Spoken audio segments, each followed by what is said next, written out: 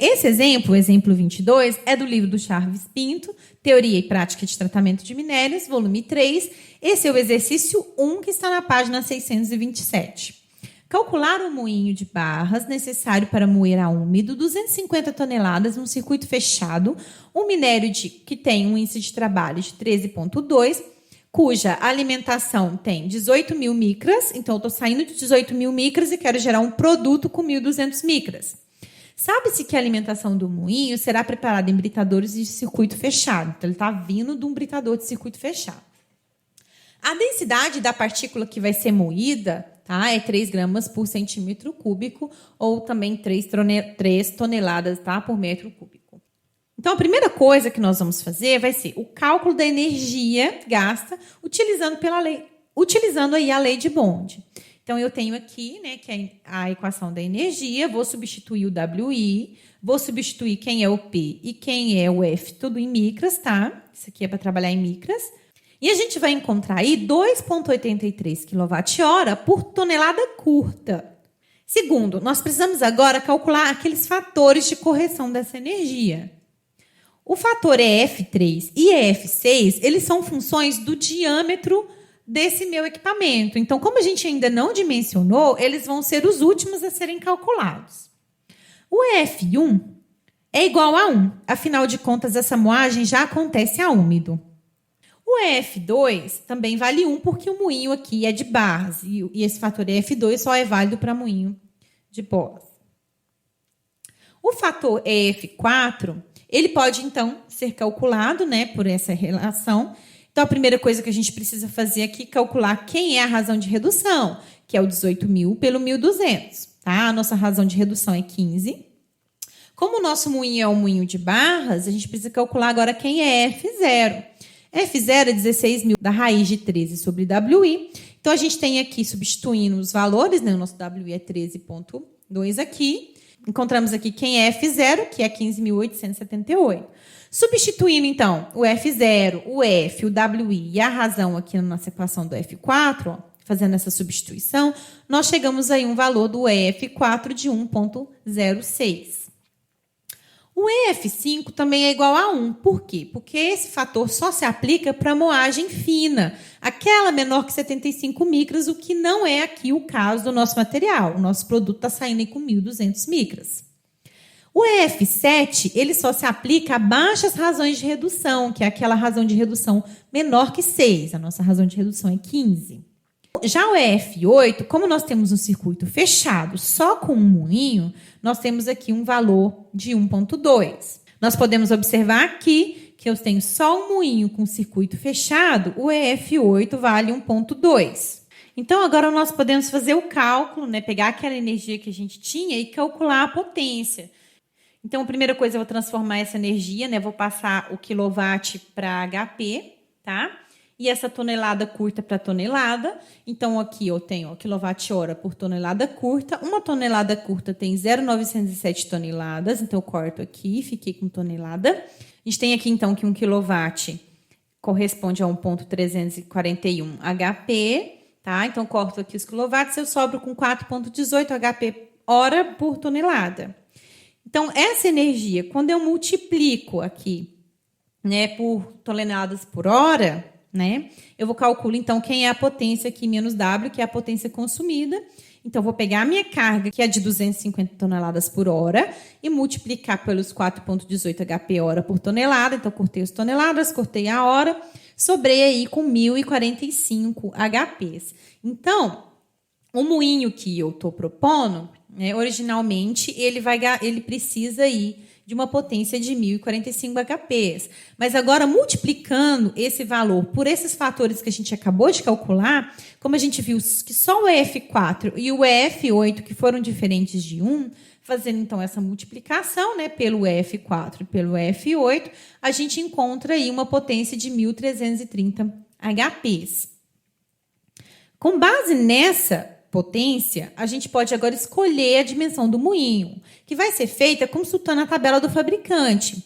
No caso desse livro que nós estamos utilizando aqui, a tabela é a tabela 6, tá?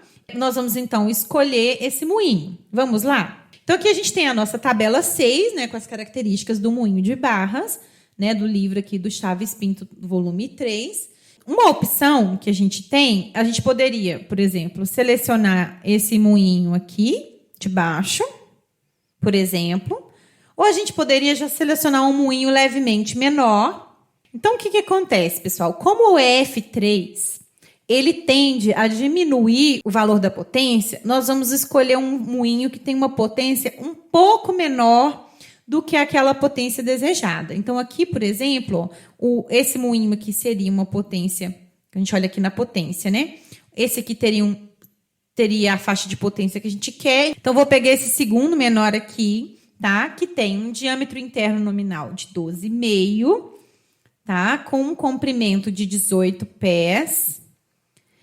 Mas a gente pode ver que tem um diâmetro interno ao revestimento, porque geralmente esses moinhos eles são revestidos, tá? Para evitar a questão do desgaste. Então, esse valor aqui é aquele valor de diâmetro D que vai entrar nas nossas contas.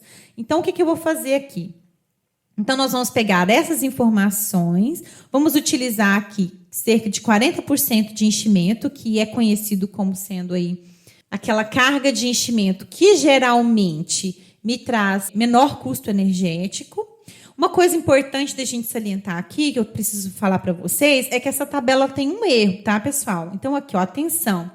Esses valores que estão marcados aqui, é preciso que vocês mudem eles aí, tá? Tá escrito errado no livro, eu comparei com a tabela de outro livro, ok?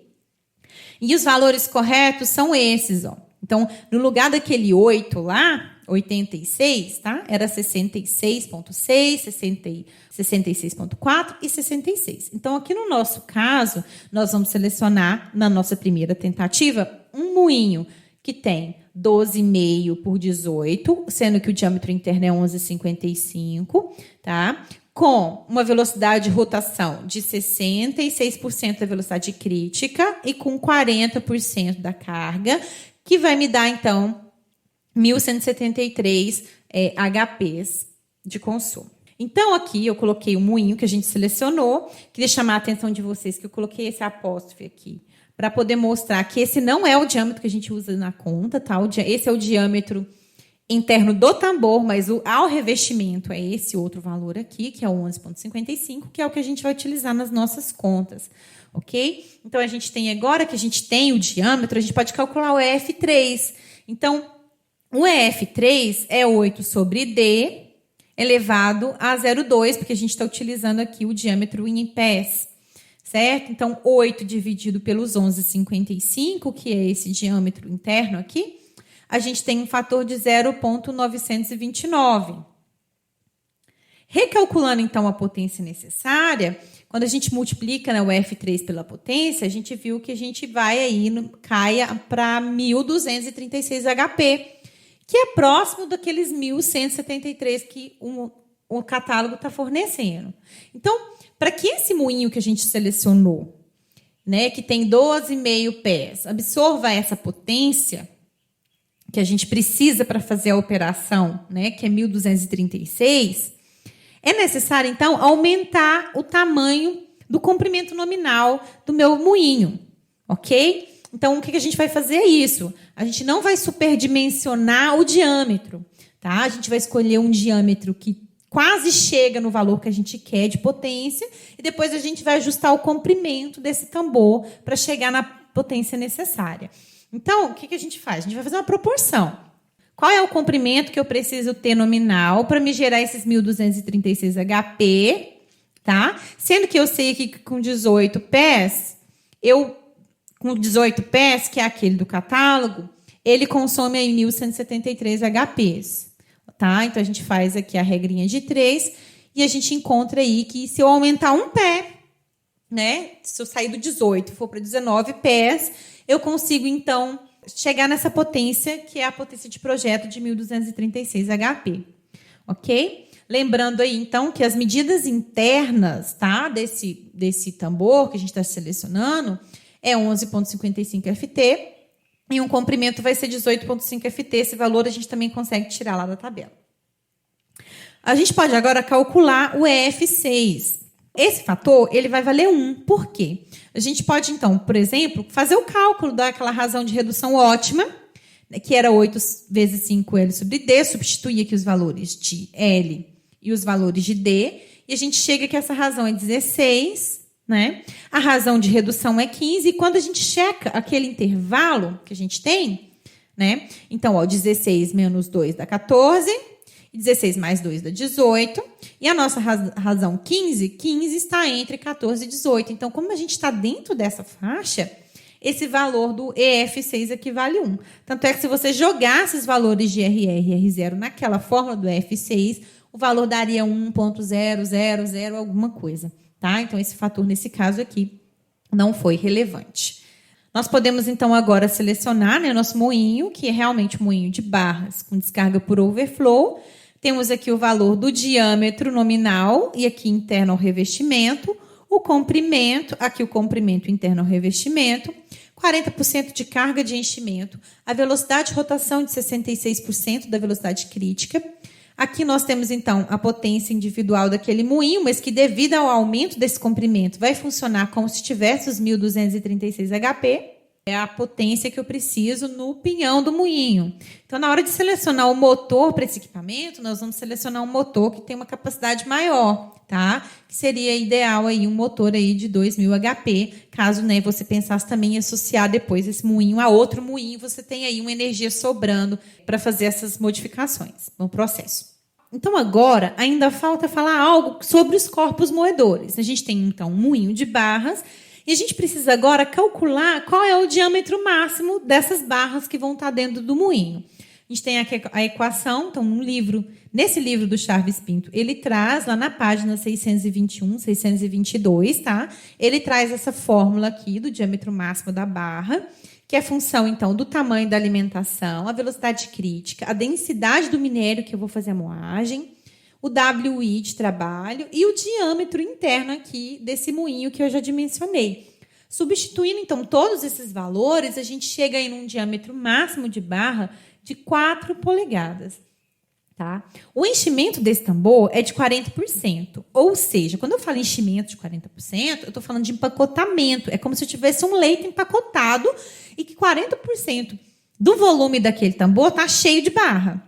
Ok? Então, a primeira coisa que eu vou fazer é calcular o volume total, né, interior dentro desse tambor, que é, como a gente tem um cilindro, então é a área, né, da seção circular vezes o comprimento, substituindo aqui os valores em metros, tá? Já a gente tem que o tambor tem um volume interno de 58,1 metros cúbicos. Mas apenas 40% desse volume é que está cheio de barras, tá? Então, eu sei que a densidade aparente da barra, né, esse é o valor usual aqui, né, 6.247 quilos por metro cúbico. E eu posso agora calcular a carga de barras dentro desse moinho, né? Então, a carga é o volume. Então, quem é o volume das barras? É o 40% vezes esse volume total. Então, esse aqui é o volume das barras. Quando eu multiplico o volume pela densidade, eu tiro a massa, ok? Então, multipliquei aqui, passei o quilos para toneladas, né? A gente tem aí, então, que a carga desse tambor é de cerca de 145,2 toneladas de barras, tá? É um peso aí muito grande. Então, nós precisamos ainda falar a distribuição de tamanho, porque a gente calculou o diâmetro máximo da barra. Mas a gente precisa agora utilizar aquela tabela de distribuição sazonada das barras para a gente selecionar qual é a distribuição de tamanho das barras que a gente vai colocar, porque 4 é só o maior tamanho de barra que eu vou ter, certo? Então, o que nós vamos fazer? A gente já sabe aqui que 4 é o meu tamanho maior. Então, aqui a gente tem o diâmetro da barra, tá? E aqui também o diâmetro da barra, o diâmetro máximo. E a gente sabe, então, ó, 4 polegadas é 100 milímetros, ok? Então, eu vou selecionar aqui os 100 milímetros. E aqui a gente pode ver aqui, ó, eu vou ter 20% do material em peso vai ser barras de 4 polegadas. 27% barras de 3,5, 21% vai ser de barras de 3, 15% de barras de 2,5, 17% das barras de 2. Então, a gente vai montar essa tabelinha, tá? Em que eu tenho aqui as porcentagens de peso que eu tenho de cada barra e vou multiplicar pelo total de toneladas que eu tenho. Então, eu sei que eu vou gastar 29 toneladas de barras de 4 polegadas, 39 toneladas de barras de 3,5 e assim por diante. Então, a gente tem aqui a distribuição desses tamanhos. Por que a gente utiliza, então, uma distribuição de tamanho de barras? Barras de 4 polegadas já são barras de 10 centímetros, certo? 10 centímetros, então se eu pegasse várias barras, todas de 10 centímetros, ia sobrar um espaço muito grande entre uma barra e outra. Ali, a porosidade, na verdade, que eu teria, ela seria o quê? Muito grande. Então, quando eu coloco barras mais finas ali, eu estou fazendo o quê? Eu estou diminuindo a porosidade total, os espaços vazios que existem entre uma barra e outra, e assim eu vou conseguir, então, moer tamanhos menores, tá? Por isso que utilizo, então, uma distribuição de tamanho de barras, a não ser que a barra já seja muito, muito fina. Agora, nós podemos passar aqui para o nosso próximo exemplo, é o exemplo 23, que no caso é o exemplo 3, tá? Do livro, em que pede-se para calcular um moinho de bolas que receba o produto do moinho do exercício anterior e leve a partícula até um D80, 175 micras, tá? Corresponde aí a 80 mesh. Nessas condições, o WI do material mudou, ele passou de 13,2, né, que era do exercício anterior, para 11,7 kW por tonelada curta. Admitir, então, que a descarga acontece por overflow. Então, aqui nós temos os nossos dados, né? Relembrando aqui quem é a nossa vazão, tá? Mássica. E aqui a gente precisa, então, agora dimensionar quem seria, então, esse novo moinho de bolas que vai trabalhar num circuito junto com aquele moinho de barras que a gente tinha anteriormente. Primeira coisa aqui é calcular, então, quem é a energia necessária, tá? Fiz a substituição aqui do WI, do novo produto e da alimentação, que é o 1.200, né? Que é o produto que saiu do moinho anterior. Chegamos aí a 5,47 kWh por tonelada curta. Vamos calcular agora os fatores, né? Então, o EF1 é igual a 1, porque a moagem acontece aqui a úmido. O EF2 também vale 1, porque esse fator só se aplica a circuitos abertos, e aqui a gente pode ver que o nosso circuito aqui é fechado. O EF3 ele só será determinado após a gente dimensionar o diâmetro do nosso moinho. O fator F4 vale 1. A gente pode, então, para o moinho de bolas, calcular quem é o F0, que é 4.000 da raiz de 13 sobre o WI, que deu 4.216. Ok? Como o nosso valor de F, que é 1.200, é menor do que o valor do F0, esse fator F4 não se aplica. O fator F5 também vale 1, porque esse fator só é significativo quando eu trabalho com a moagem fina, ou seja, quando eu gero partículas menores que 75 micras. E aqui a nossa menor partícula é 175 micras. Então, esse fator também não é significativo. O EF6, ele só se aplica a moinhos de barras, e nesse caso nós estamos aqui com o moinho de bolas. O fator EF7 só se aplica a baixas razões de redução. Como a nossa razão de redução aqui, ó, se eu fizer 1.200 por 175, eu vou obter 6,9, que ainda é maior do que aquele valor 6 de referência. Então, o EF7 aqui também vale 1. O valor do EF8 aqui também vale 1, porque nesse caso ele só se aplica a moinho de barras. Então, como todos os fatores que a gente calculou até agora foram iguais a 1, a gente pode simplesmente calcular quem é a potência. Tá? Então, eu vou pegar a energia que eu tinha aqui, transformei a tonelada curta para tonelada, o HP e o quilowatt, e multipliquei agora pela carga de 250 toneladas por hora. A gente vai ver aí que consome aí 2.020 HPs, é a potência que eu vou ter no pinhão do meu moinho. Agora, a gente pode fazer a escolha desse moinho. Onde, pessoal? Na tabela. Tá? Nós vamos fazer uma primeira tentativa. Certo? Nós vamos fazer, então, uma tentativa na tabela do fabricante, que nós vamos, então, selecionar esse moinho de 15,5 por 15 FT. Vamos lá dar uma olhada? Temos aqui, então, a tabela própria para moinho de bolas, que é a tabela 7. Mas vou fazer para vocês verem primeiro com essa primeira tentativa, para a gente ver que nem sempre a gente vai acertar de primeira, né, qual é a geometria adequada do nosso moinho. Então, aqui a gente vai ter um diâmetro nominal de 15,5 por um comprimento de 15. O diâmetro interno ao revestimento vai ser de 14,9 pés, certo?